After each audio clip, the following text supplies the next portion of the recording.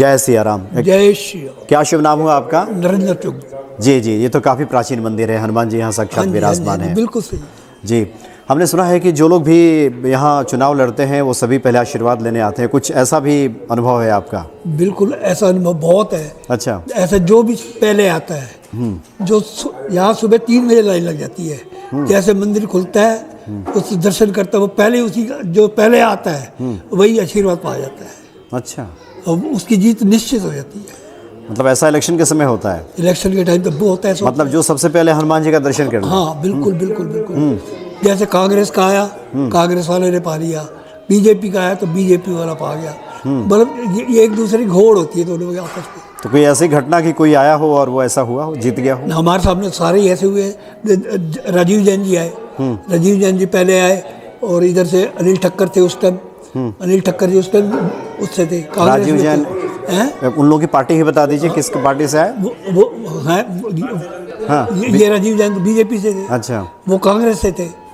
तो ऐसे तो वो पहले आए और वो पहले पा गए। फिर वो अपने आप ही कहला यार मैं तो देर से आया, मैं तो हार जाऊँगा। बात वही कि वही लास्ट में जब रिजल्ट आया तो रिजल्ट वही आ गया। मतलब हनुमान जी की शरण में जो पहले आया पहले पाया। हाँ, ऐसा है। एमएलए में भी ऐसे, एमपी में भी ऐसे। एमपी में भी जो पहले आता है वही आशीर्वाद पा जाता है। और उसके बाद में इलेक्शन होते हैं इसके निगम के। निगम में भी यही है। निगम में जो पहले आ जाता है जिस पार्टी का भी, उस वार्ड से वही बन जाता है। तो पहले आने का मतलब वो कब आते हैं? जैसे नामांकन करने के बाद आते हैं पहले, मतलब इसको पहले कब से लिया जाए, कब से जोड़ा जाए? ऐसा है, नामांकन वाले दिन तो आते ही आते हैं जिस दिन इलेक्शन होता है।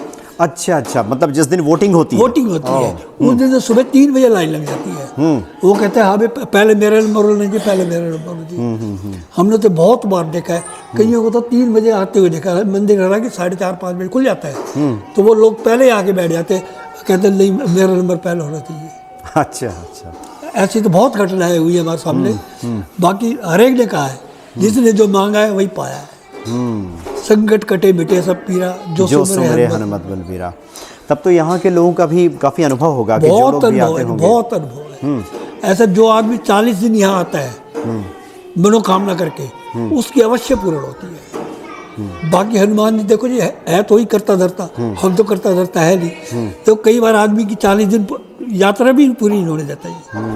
क्योंकि मतलब 40 दिन कोई संकल्प ले ले, हाँ, तो और हनुमान जी के पास आना शुरू कर दे, दर्शन करना शुरू कर दे, उसका पक्का, उसका काम पक्का हो गया, मनोकामना पूरी हो जाए, कामना हो जाती है। अच्छा जी, आदमी मन में सच्ची भावना होती है। हाँ। फिर आदमी के मन में ये नहीं कि हाँ जी मेरी होगी नहीं होगी, आदमी गोते खा जाए तो वो बात अलग है। बाकी ये तो देखो जी। तो आप कब से हनुमान जी की भक्ति कर रहे हैं? मैं तो देखो जी, हम तो पैदाइश ही है, हमारे पूर्वज थे ना हमारे, तो वो भी वो यही कहते थे हाँ भाई हनुमान जी के पहले दर्शन करो, उसके बाद में तो कुछ होगा।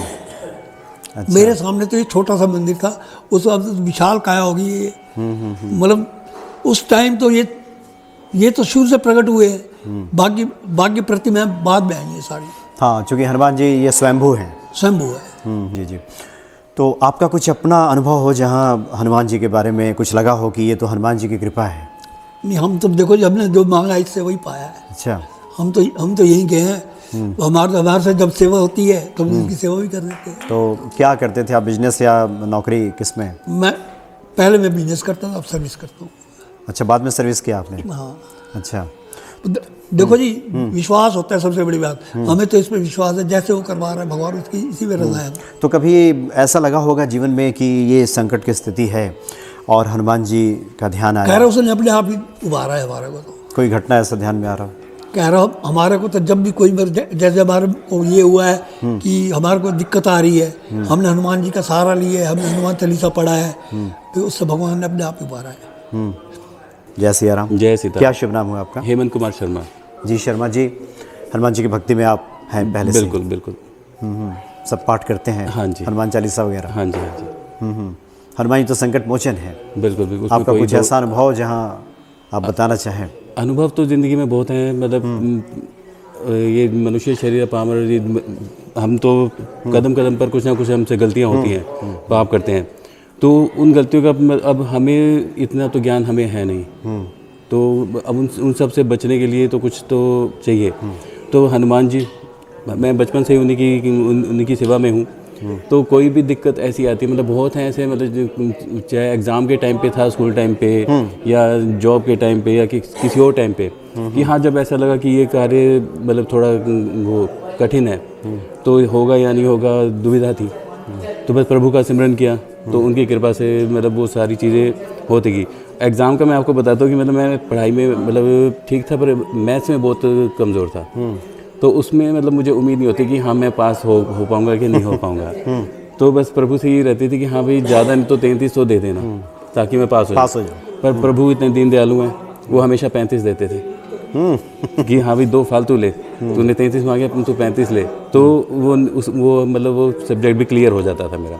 तो इनकी कृपा बनी हुई है मुझ पर बचपन से ही मैं इनकी सेवा में हूँ, तो इनकी सेवा में लगा हूँ। इनकी कृपा से मुझे राम जी की भक्ति मिली, क्योंकि हनुमान जी की सेवा करने का फल आपको राम जी की भक्ति के रूप में मिलता है।